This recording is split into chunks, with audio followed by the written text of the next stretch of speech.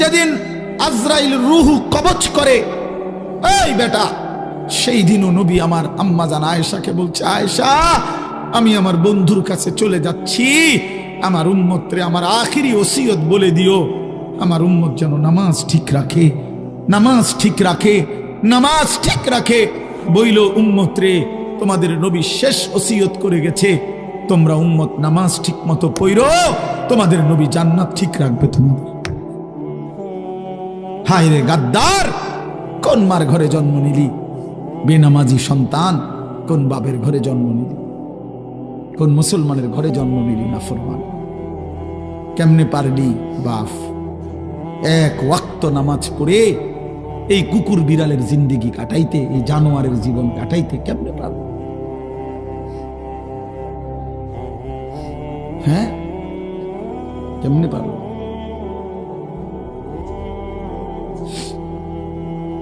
জিন্দিগি বুঝি যে জীবনে সেজদা নাই। আমি সব সময় বলি, একদিন হলে একদিনে বলবো, যে জীবনে সেজদা নাই আমি তারে মানুষ মনে করি না। যে কপাল সেজদা দেয় না সে মানুষ না, সে জানোয়ার। ইনহুম ইল্লা কাল আনআম, সে চতুষ্পদ জন্তু। কোরআন শরীফে আছে বাপ, সূরা আরাফের মধ্যে, ফাআতবাআহু শাইতান, শয়তান যার পিছে লাগছে, আখলাদা ইলাল আরদ, জমিনকেই যে নিজের স্থায়ী ঠিকানা মনে করেছে, পৃথিবীকে, ওয়াত্তাবাআ হাওয়াহু, মনের ইচ্ছা মতো যে চলে।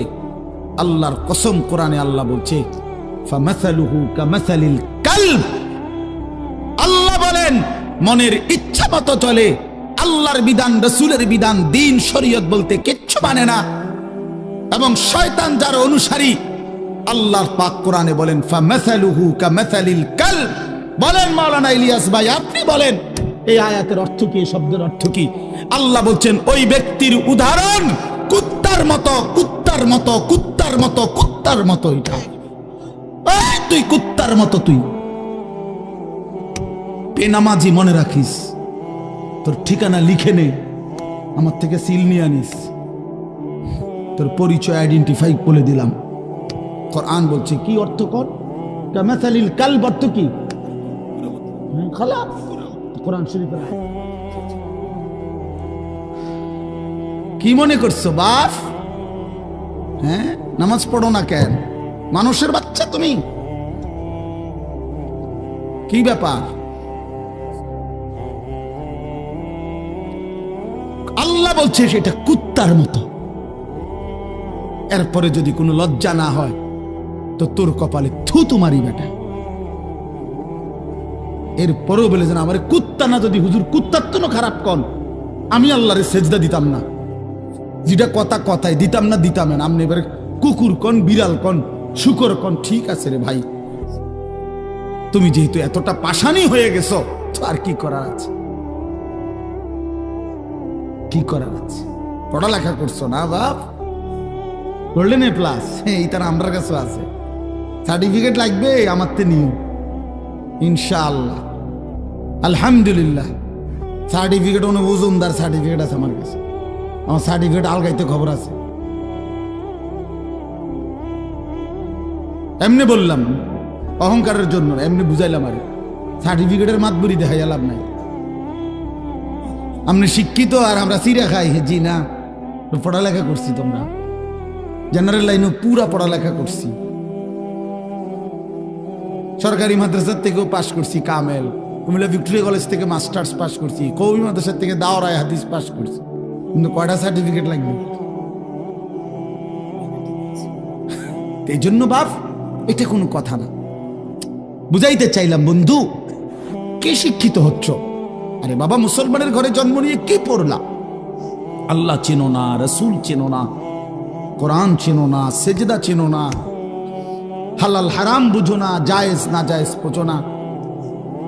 নারী, জিনা, ব্যভিচার, উলঙ্গ ছবি, অশ্লীল দৃশ্য, মোবাইলের নর্তকী, সারা রাত উলঙ্গ ছবি।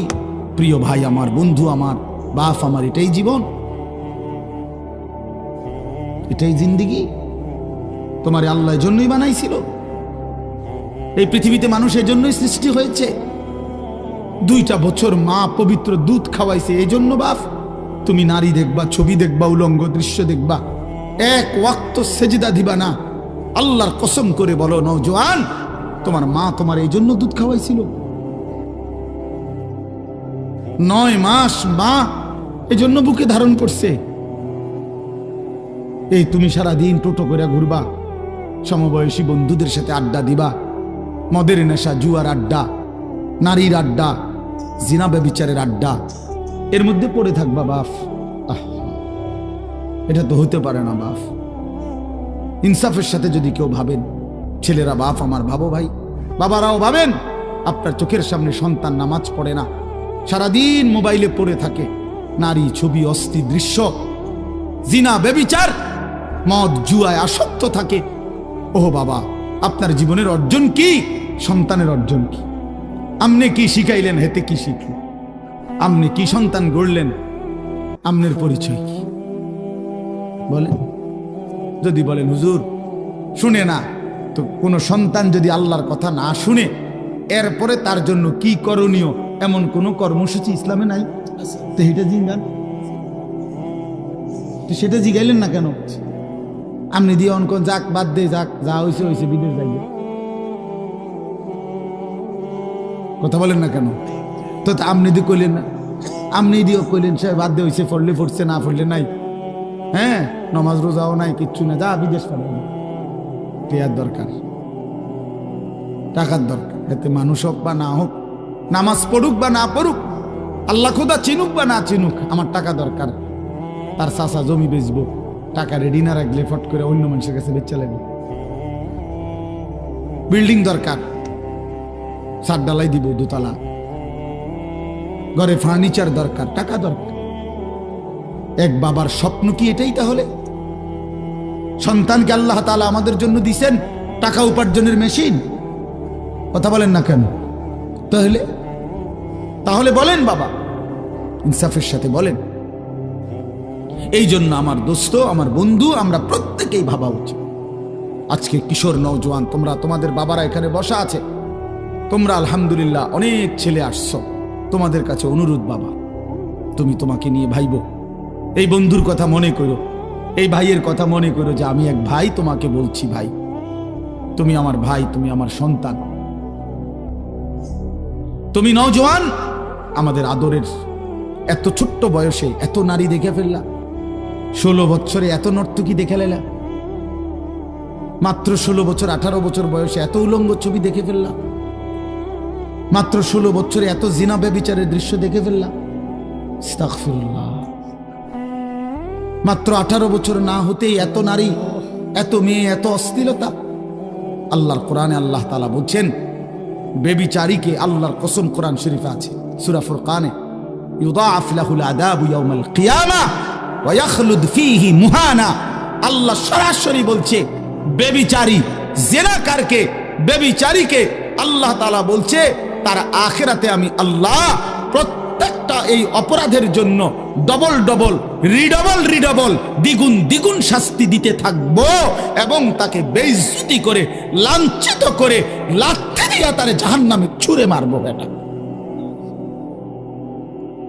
লাথি দিয়ে ছুঁড়ে মারবো, বেইজ্জতি করে জিনাকার, বেবিচারীকে। এই জন্য মনে রাখতে হবে ছেলেরা, বাবারা, বিবাহ বহির্ভূত যেই কোনো সম্পর্ক জিনা, বিবাহ বাদে হালাল স্ত্রী ছাড়া অন্য যে কোনো রকমের মেয়ের সাথে যে কোনো সম্পর্ক, অর্থাৎ তুমি একটা মেয়ের সাথে কথা বলো, এটাও জিনা। তুমি একটা মেয়েকে ভালোবাসো, এটাও জিনা। একটা মেয়ের কথা শুনো, এটাও জিনা। একটা মেয়ের সাথে হাঁটো, এটাও জিনা। কোনো ভিন মেয়েকে ছুঁয়ে দিলা, এটাও জিনা। তার দিকে তাকায় থাকলা, এটাও জিনা। তাকে নিয়ে কল্পনা করলা অন্তরে, এটাও জিনা। আবার লজ্জাস্থানের জিনা করলে এটাও জিনা। চোখেরটাও জিনা, হাতেরটাও জিনা, কানেরটাও জিনা, দিলেরটাও জিনা, পায়েরটাও জিনা, লজ্জাস্থানেরটাও। একেবারে স্পষ্ট কোরআন শরীফে বিবাহ বহির্ভূত সম্পর্ককে প্রেম বলে না, ভালোবাসা বলে না, ব্যভিচার বলে, জিনাকার বলে। এজন্য কেউ যদি মনে করো 3 বছর কোনো মেয়ের সাথে সম্পর্ক, 5 বছর কোনো মেয়ের সাথে সম্পর্ক, তো এ মনে রাখতে হবে সম্পর্ক না, বরং 3 বছরের জেনাকারী, 5 বছরের বেবিচারী, ছেলেটাও অসভ্য, মেয়েটাও অসভ্য, ছেলেটাও খবিস, মেয়েটাও খবিস। এটা আল্লাহ কোরআনে বলছে, এবং আল্লাহ ওয়াদা দিছে যে তোমরা যারা চরিত্রহীন, তোমরা খবিস, তোমাদের স্ত্রী মিলবে খবিস। আল্লাহর ওয়াদা আছে কোরআন শরীফে, সূরা নূরে নাকি, আল খাবিসাতু লিল খাবিসিন ওয়াল খাবিসুনা লিল খাবিসাত। খবিস আল্লাহ বলছে পুরুষ তুই চরিত্রহীন, তোর বেটি মিলবে চরিত্রহীন। মেয়ে নারী তুই অসভ্য চরিত্রহীন, রাস্তায় রাস্তায় রূপ যৌবন ফেরি করছো, তো তোমার মনে রাখো স্বামী হিসাবে যেটা মিলবে এটাও চরিত্রহীন, চরিত্রহীন। হ্যাঁ হ্যাঁ হ্যাঁ হ্যাঁ, আমরা জানি সব। আমাদের কাছে তো মানুষ ব্যক্তিগত হালাত বলে, তো বাপ আমরা তো শুনি শুনি।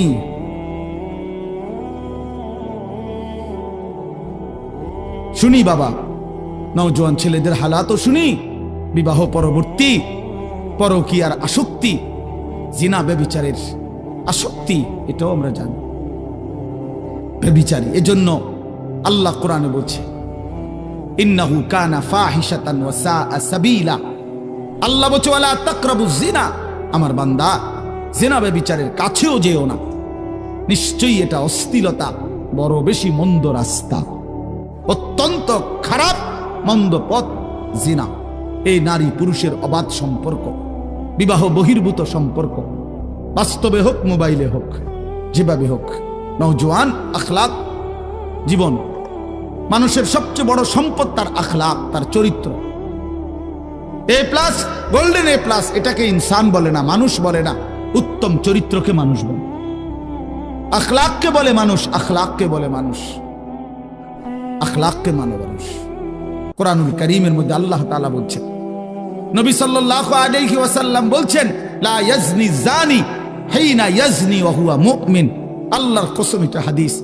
নবীজি বলছে কোন ব্যভিচারী, জিনাকার, কোন নারী পুরুষের অবৈধ অশ্লীল কাজ যে করে, আল্লাহর নবী বলছে খোদার কসম সে মুমিন থাকে না, বেঈমান হয়েছে। বেঈমান, এটা বেঈমান, এটা বেঈমান, এটা জানোয়ার। লা ইয়াশরাবুল খামরা হিনা ইয়াশরাবু ওয়া হুয়া মুমিন।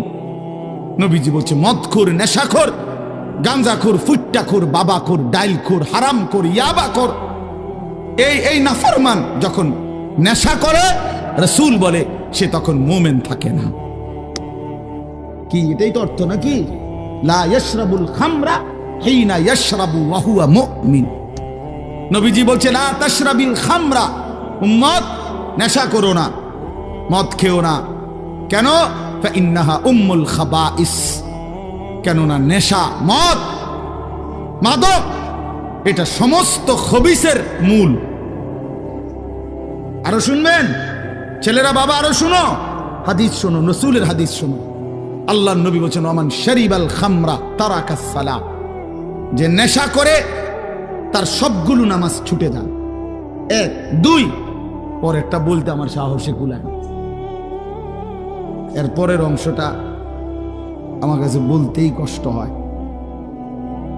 উফ, নবীজি সাল্লাল্লাহু আলাইহি সাল্লাম বলেন ওয়া ওয়াকা আলা আম্মাতিহি ওয়া খালাতিহি, যে নেশা করে, এই নেশাখোর অল্প সময়ের ব্যবধানে আপন খালা, মামা, ফুফি, মামি, ফুফি, চাচি, খালাতো বোন, মামাতো বোন, ফুফাতো বোন, চাচাতো বোন, এমন ঘনিষ্ঠ আপন আত্মীয়ার সাথে জিনা এবং ব্যভিচার করতে উদ্যত।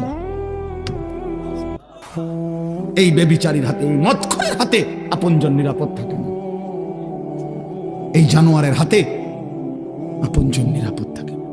রাসূল বলছে, অত মিথ্যা হইতে পারে, এ বলছেন এটা নবী সাল্লাল্লাহু আলাইহি সাল্লাম বলছেন। ভাবতেছেন বিষয়টা কেমন কঠিন, কেমন জটিল, কেমন জটিল।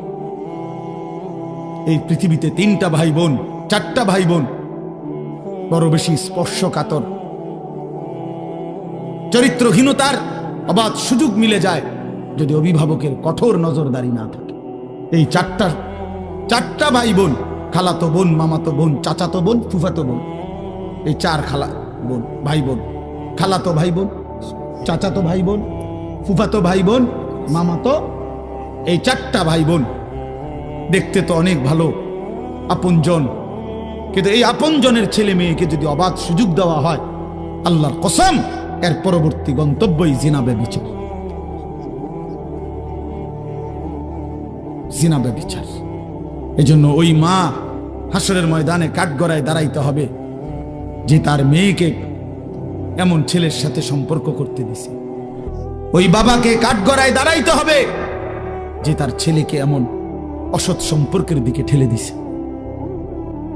এজন্য দোস্ত, নওজোয়ান, মদের নেশা থেকে ফিরো ভাই, নারীর নেশা থেকে ফিরো। আল্লাহর নবী বলছেন ফাত্তাকুদ দুনিয়া ওয়াত্তাকুন নিসা। নবীজি বলছেন উম্মত, দুনিয়ার ধোঁকা থেকে বেঁচে থাকো, নারীর ধোঁকা থেকে বেঁচে থাকো। বেপর্দা নারীর হাসি না, আগুন।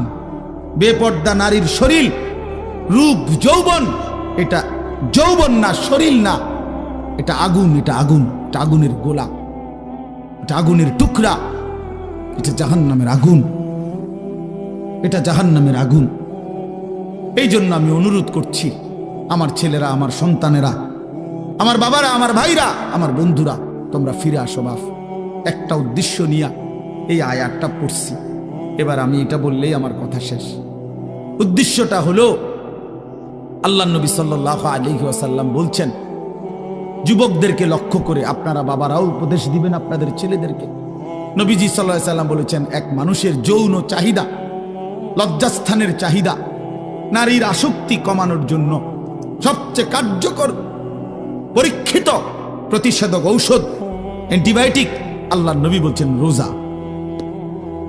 ফাইন্না সাওমা লাহু বিজাউন, নিশ্চয়ই রোজার মধ্যেই রয়েছে যৌন শক্তি নিয়ন্ত্রণের, যৌবনের চাহিদা নিয়ন্ত্রণের প্রতিষেধক।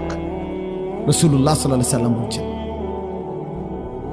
কোন যুবক যদি নিয়মিত রোজা রাখে, ধারাবাহিকভাবে রোজায় অভ্যস্ত হয়, মাহে রমজান সামনে, একটা মাস যত্ন নিয়ে যদি সে সুন্দর করে রোজা রাখে, একটা মাস যদি সে আল্লাহর সাথে ওয়াদাবদ্ধ হয়ে, চুক্তিবদ্ধ হয়ে, যে মালিক আমি ওয়াদা দিলাম, যা হয়েছে ভুল হয়েছে মাওলা, আমার পিছনের জিন্দিগি আমি ভুল করেছি, তওবা করে এবারের রমজান আমি রোজার মাধ্যমে আমার চরিত্র হেফাজতের সিদ্ধান্ত নিলাম, আমি আর নাফরমানি করব না, 5 ওয়াক্ত নামাজ পড়বো, রোজা রাখবো, ইফতার, সাহরি, তারাবি, 20 রাকাত, তাহাজ্জুদ, দোয়া, মুনাজাত, রমজানটা সুন্দরভাবে জীবনটা কাটাবো মাওলা। আল্লাহর কসম, আল্লাহ ওয়াদা দিছে বান্দা লাআল্লাকুম তাত্তাকুন, তাহলে আমি 1 মাসেই তোমাকে, 1 রোজাতেই তোমারে মুত্তাকি বানায় দিব, ঈদের চাঁদ উঠলে জান্নাতে উঠায় দেব। ঈদের চাঁদ উঠলেই জান্নাতে দিয়ে দেব। 1 মাস, 30 দিন, 31 দিনে যাবে না, 30 দিনে ফ্লাইট। ইয়া আইয়ুহাল্লাযীনা আমানু, হে ঈমানদারগণ, যেন রব্বুল আলামিন বললেন, মুমিন, ঈমানের পাসপোর্টটা আমার হাতে দাও। আল্লাহ বললেন, বান্দা ঈমানের পাসপোর্ট আমার কাছে দাও, আমি নিলাম। এবার কুতিবা আলাইকুমুস সিয়ামু কামা কুতিবা আলাল্লাযীনা মিন ক্বাবলিকুম, আমি রব্বুল আলামিন তোমার উপরে রোজা ফরজ করলাম, পূর্বসূরীদের উপরেও ফরজ করেছিলাম। এই একটি মাস তুমি আমার হুকুম মেনে মাহে রমজানের কদর করে রোজা এবং রোজার সাথে সম্পৃক্ত যাবতীয় বিধান সর্বোচ্চ মনোযোগ দিয়ে গুনাহ থেকে, পবিত্র থেকে পালন করো বান্দা। 1 মাস সময় নিলাম, পাসপোর্টও আমি জমা নিলাম। আল্লাহ বলেন, যদি ঠিক মতো 30 দিন যত্ন নিয়ে মাহে রমজান কদর করো, রোজা রাখো, গুনাহ থেকে বাঁচো, লাআল্লাকুম তাত্তাকুন, 30 দিনের ভিতরেই তোমাকে আমি মুত্তাকি বানিয়ে দেব। আর যে মুত্তাকি হবে, উইদ্দাত লিল মুত্তাকিন, আল্লাহ বলে জান্নাত বানানোই হয়েছে মুত্তাকিদের জন্য। অতএব 30 দিনের ভিতরেই পাসপোর্টে ভিসা লাগায়া দেব, ঈদের দিন ফ্লাইট, ঈদের দিন ফ্লাইট। হাদিসে আছে ঈদের দিন যখন ইমানদার রোজাদার পুরা একটা মাস আল্লাহর হুকুম ঠিকমতো পালন করছে, ওহ মজার বিষয় না। ইমানদার যখন ঈদগাহে রওনা দেয়, নামাজের জন্য রওনা দেয়, ঈদের নামাজ পড়ার জন্য, তো খোদার কসম আল্লাহ ফেরেশতাদেরকে ডাক দিয়ে বলে, ফেরেশতারা আচ্ছা বলো তো, কোন শ্রমিক তার মনিবের আদেশ, তার কাজ, তার মেহনত যদি সে পূর্ণ আদায় করে তাহলে তার বিনিময় কি হয়, প্রতিদান কি? তখন ফেরেশতারা বলে, মাওলা কোন শ্রমিক যদি তার মনিবের কর্ম মেহনত ঠিক ঠিক আদায় করে শতভাগ, তাহলে তাকে পারিশ্রমিক হতে দিবেন পূর্ণ। এটাই তো ইনসাফ। তার যেটা কথা, যেটা দেন না এটাই দিবেন, পুরা টেহা কম দিবেন না, কারণ সে তো কি করে নাই, ফাঁকি দেয় নাই। আল্লাহ তখন বলে, আল্লাহর কসম ফেরেশতারা তোমাদেরকে সাক্ষী রেখে, ও ইজ্জতি ও জালালি ও ইরতিফায়ে মাকানি ও উলুবে মাকানি, আমার ইজ্জতের কসম, আমার মর্যাদার কসম, আমার উচ্চ মহান সম্মানের কসম, আমি আল্লাহ তোমাদেরকে সাক্ষী রেখে বললাম, আমি আমার এই ইমানদার রোজাদার যারা রোজার হক আদায় করছে, আমি তাদেরকে আজ ঈদের ময়দানে মাফ করে দিলাম। মাফ, পারিশ্রমিক দিলাম, যা। তখন হাদিস আছে, ফেরেশতারা বলে, ইয়া আইয়ুহান নাস, হে লোক সকল, শুনো খুশখবরি, আমরা এইমাত্র নিজ কানে শুনছি, ইন্নাল্লাহা কাদ গাফারা লাকুম, তোমগরে আল্লাহ মাফ করে দিছে। তারজিউ রাশিদিনা ইলা রিহালিকুম, অতএব তোমরা খুশি খুশি চিত্তে তোমাদের নিজ নিজ ঘরে ফিরে যাও। যাও, একটু পরে বিমান আসবে, উঠবা, জান্নাতের ফ্লাইটে উঠবা। ফ্লাইট হয়ে গেছে, ভিসা লাগিয়ে গেছে, বলেন আলহামদুলিল্লাহ। এই জন্য দোস্ত বাবা সবাই মিলে মাহে রমজান সামনে, একদম সামনে, একদম সামনে, একদম সামনে। আর সর্বোচ্চ 30-31 দিন হবে না, এই সর্বোচ্চ 30 থেকে 31 দিনের ব্যবধানে মাহে রমজান, মাহে রমজান।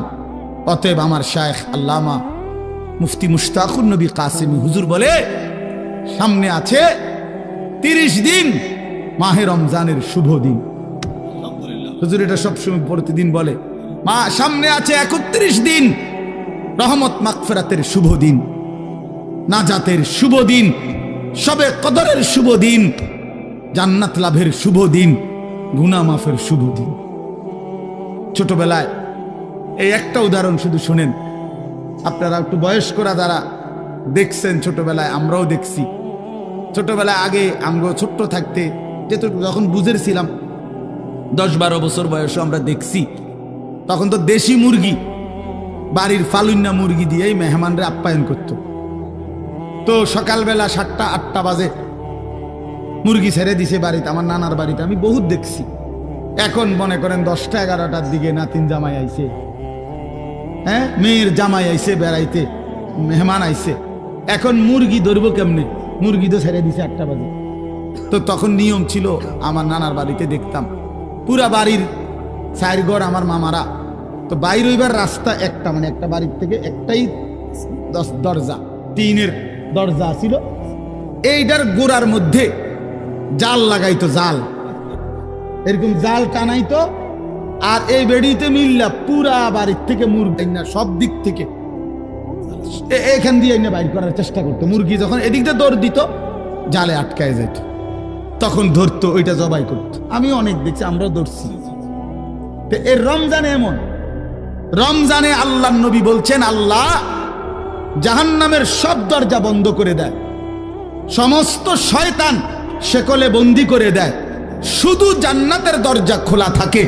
আল্লাহ বলে, যেন বান্দা জাহান্নামের দরজা বন্ধ, শয়তান শিকলে বন্দি, তোমারে কেউ নষ্ট করতে পারবে না, জাহান্নামেও ফেলতে পারবে না। যেন দিয়ে রাস্তা পাও তুমি হাঁটা শুরু করো, যেখান দিয়েই ঢুকো শুধুই জান্নাত, শুধুই জান্নাত, শুধুই জান্নাত। কারণ দরজা খোলা তো শুধু জান্নাতে।